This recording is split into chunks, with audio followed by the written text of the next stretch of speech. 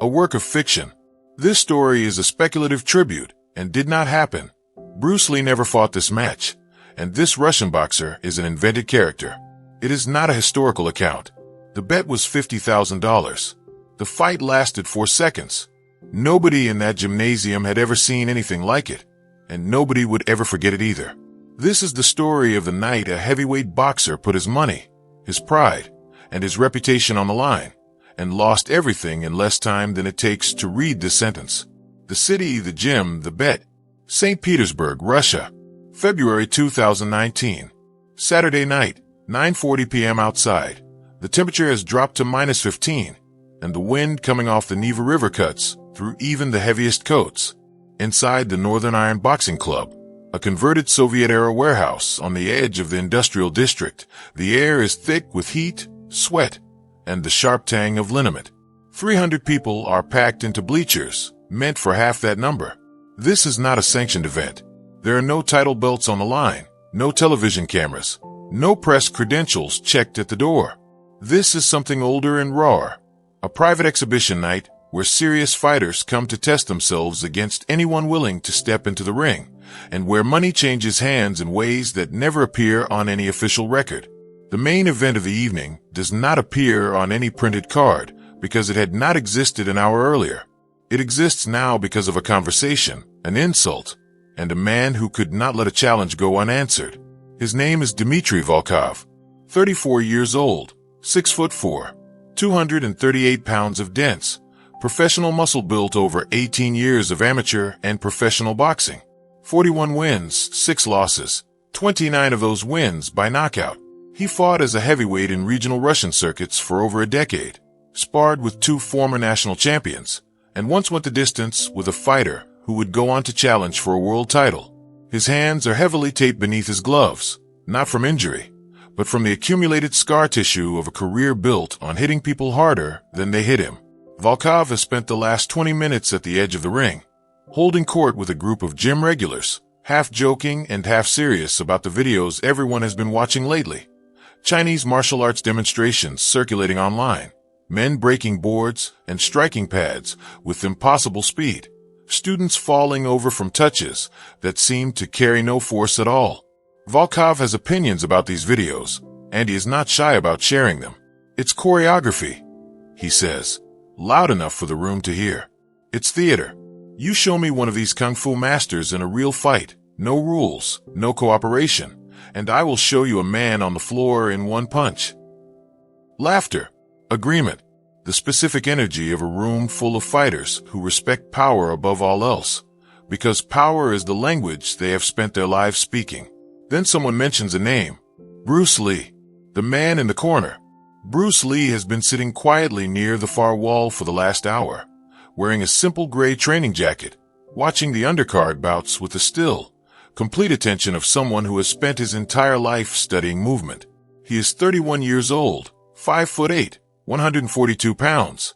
He does not look like he belongs in a boxing gym. He does not look like he belongs anywhere near a fight. He was invited tonight by the gym's owner, an old friend from a martial arts seminar circuit who wanted him to see real Russian boxing up close. Bruce Lee has said almost nothing all evening. He watches the fights the way a musician listens to an orchestra, hearing structures and patterns that most of the room cannot perceive. He was born in Guangzhou and trained from the age of 6 in his family's system, a close-range style built on redirection rather than collision, absorbing force instead of meeting it, finding the smallest possible motion that produces the largest possible effect. He later spent 4 years in the Philippines studying stick-fighting footwork, then 3 more years cross-training in judo in Tokyo, refining everything down to a personal system he has never bothered to name. He does not compete. He does not have a record because he has never fought for points or trophies. He teaches a small number of serious students in a modest studio outside Beijing, and he travels twice a year to observe, never to prove anything, only to learn. The gym owner, a heavy-set man named Andre, leans toward Volkov and gestures across the room. You want to test your theory? There's your kung fu master, right there. Volkov turns and looks.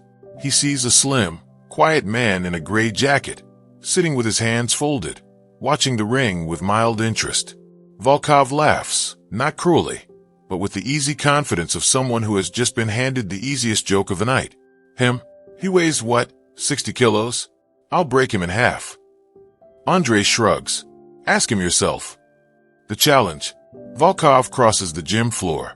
The room's attention follows him the way attention follows anyone who moves with obvious purpose in a space full of fighters. He stops in front of Bruce Lee and looks down at him. The height difference alone is almost comic. 8 inches and nearly 100 pounds separating them. They tell me you're a martial arts master, Volkov says in accented English, loud enough for the nearby rows to hear. I've seen your videos online. Very impressive. Very fast. But this is a boxing gym. Real fighting. No forms, no choreography. You want to show me something real. Bruce Lee looks up at him. His expression does not change. No offense taken. No need to prove anything. Simply calm attention.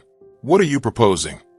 Volkov grins, sensing an opening for something bigger than a simple insult now.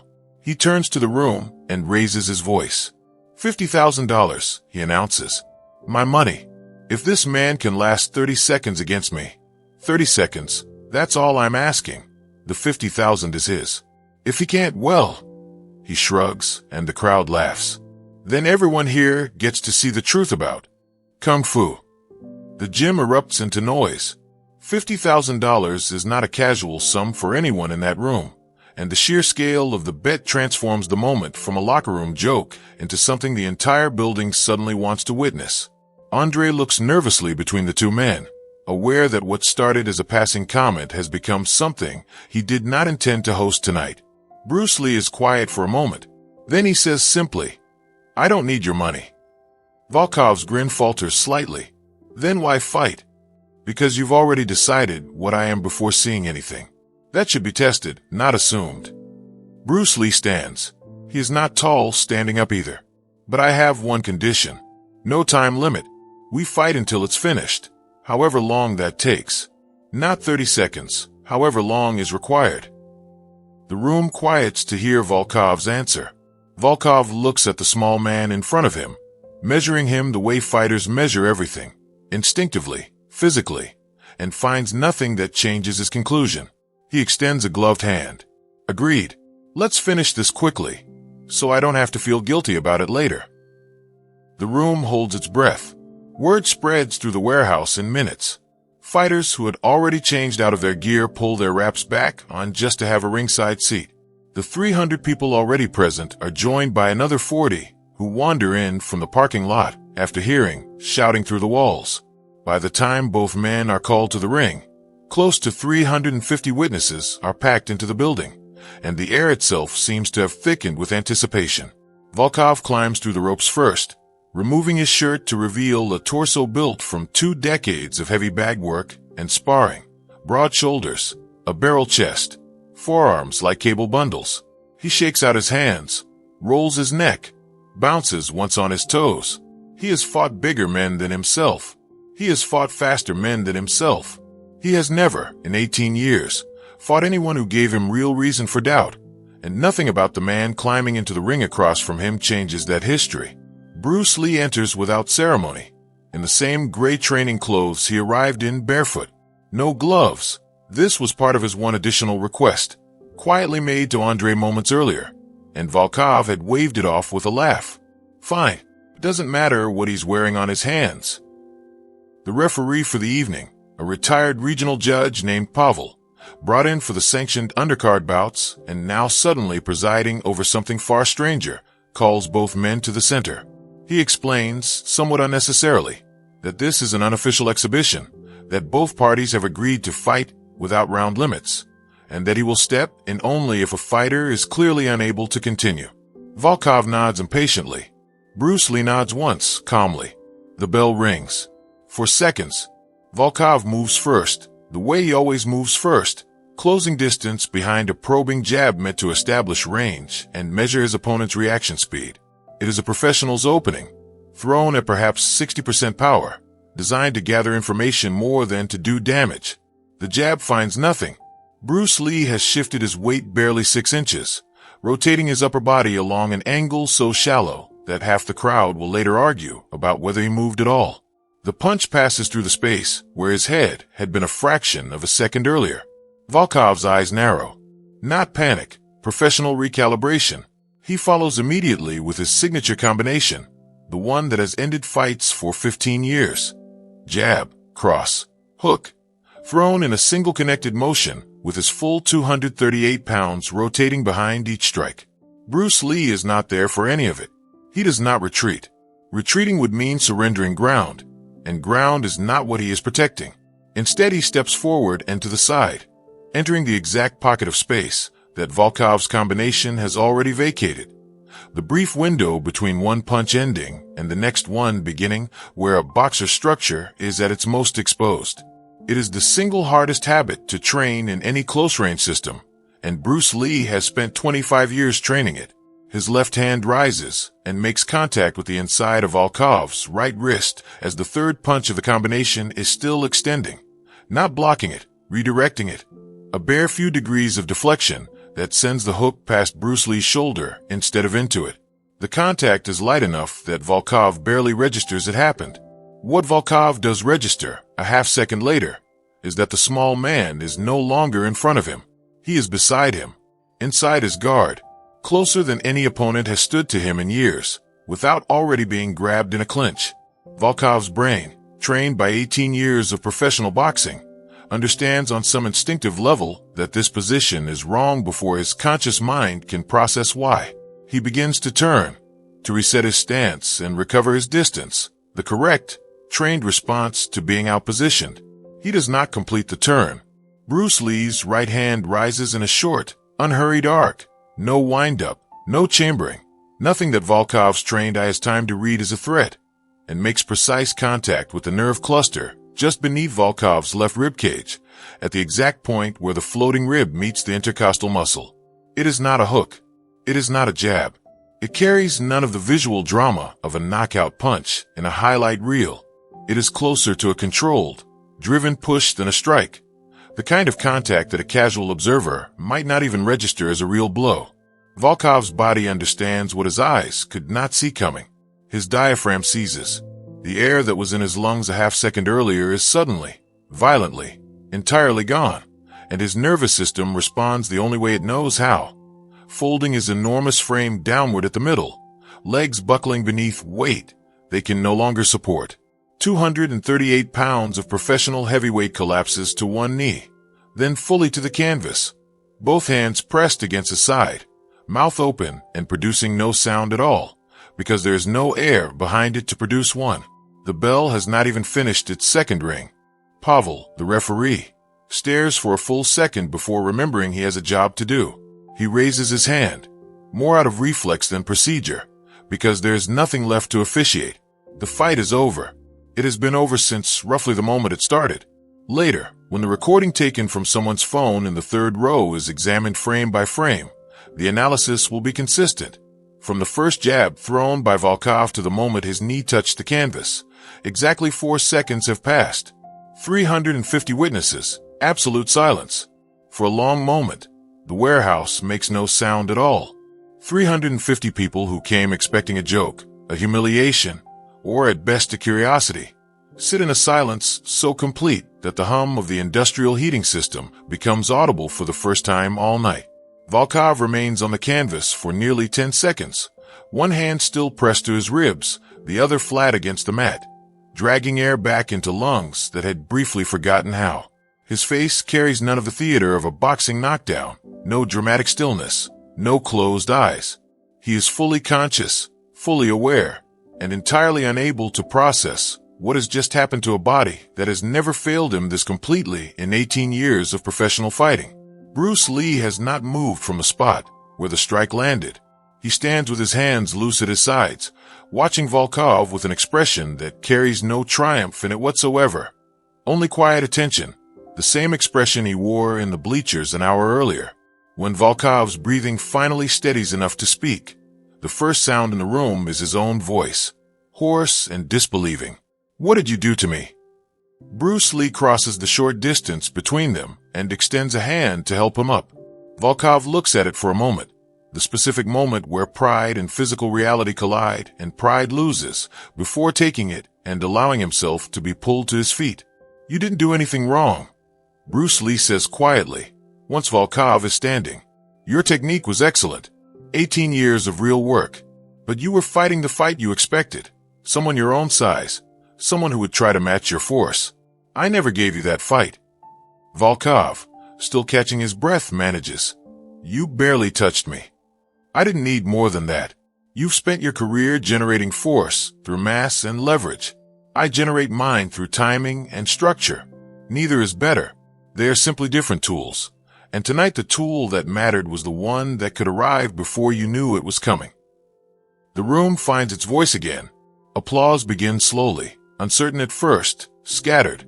The sound of people who are not entirely sure what they should be applauding, before building into something closer to disbelief expressed as noise. Fighters who had laughed at Bruce Lee an hour earlier now crowd toward the ring, asking questions in rapid, overlapping Russian and broken English. Andre climbs into the ring, visibly shaken by what has just happened in his own gym, and takes the microphone with hands that are not entirely steady. "Ladies and gentlemen, I think we all just saw something none of us will forget." Volkov, still holding his side, waves off the gym's medic and insists he is fine, bruised pride costing him more in that moment than the bruised ribs he will feel for the next 2 weeks. He looks at Bruce Lee for a long moment, and something shifts visibly in his expression, the specific transformation of a man whose entire framework for understanding physical confrontation has just been rewritten in 4 seconds. "The 50,000, Volkov says. "It's yours. You won." Bruce Lee shakes his head. "I told you before we started, I don't need your money. Give it to the youth boxing program here instead. That would mean more than it's sitting in my account." Volkov stares at him, then nods slowly, something like respect settling into his features, where confidence had been a few minutes earlier. "Will you show me what you just did?" "Some of it. Not tonight. You need to rest and let your body recover. But yes, if you're serious about learning rather than proving something, come to the gym next week. I'll be here for 3 more days." What Volkov learned. Over those 3 days, Dmitry Volkov trains with Bruce Lee for several hours each session, not sparring, but working through fundamentals, distance management, reading an opponent's weight shift before a punch commits, the difference between generating force through mass and generating it through timing. Volkov, a professional fighter with nearly 2 decades of experience, finds himself relearning distance and timing at a level he had never previously considered, humbled not by a single loss, but by the discovery of an entire dimension of combat his own training had never addressed. He does not abandon boxing. He does not need to. What he adds instead is a layer of sensitivity and economy that had never been part of his education. The recognition that speed of technique means nothing without precision of timing, and that mass without positioning is simply a target waiting to be found. Months later, when asked by friends about the fight that briefly circulated in grainy phone footage across a handful of martial arts forums, Volkov gives the same answer every time. "I've been hit by heavyweight champions. I've been hit by men twice my size in the amateur circuits when I was young and reckless. None of it prepared me for 4 seconds against a man who weighed 100 pounds less than me and never once tried to match my strength. He didn't beat my power. He made my power irrelevant. That's a different kind of lesson than losing a fight. That's finding out your entire idea of what fighting is was incomplete. The lesson that outlasted the bet." Bruce Lee never speaks publicly about the exhibition in the Northern Iron Boxing Club. When his own students occasionally ask about the story, because stories like this travel, however quietly, he offers the same brief answer. "Someone believed that size and force were the only things that mattered in a fight, and I had an opportunity to show him a more complete picture. The money was never the point. The lesson was." The $50,000, redirected at Bruce Lee's request, becomes the founding gift for a youth boxing scholarship program at the same gym where the exhibition took place. Training equipment, mentorship, and entry fees for young fighters from the surrounding district who could never otherwise afford serious coaching. Andre names it, somewhat sheepishly, the 4-Second Fund, a title that sticks despite his initial embarrassment about it. Volkov, for his part, returns to competitive boxing that same year with a noticeably different approach in the ring. More patient, more attentive to distance, less reliant on raw power to close every gap. His trainer notices the change before Volkov ever explains where it came from. 350 witnesses. For seconds. One bet that was never really about the money at all. That is the story of the night a boxer's certainty met a master's patience, and learned, in less time than it takes to draw a single full breath, that the biggest fighter in the room is not always the most dangerous one in it.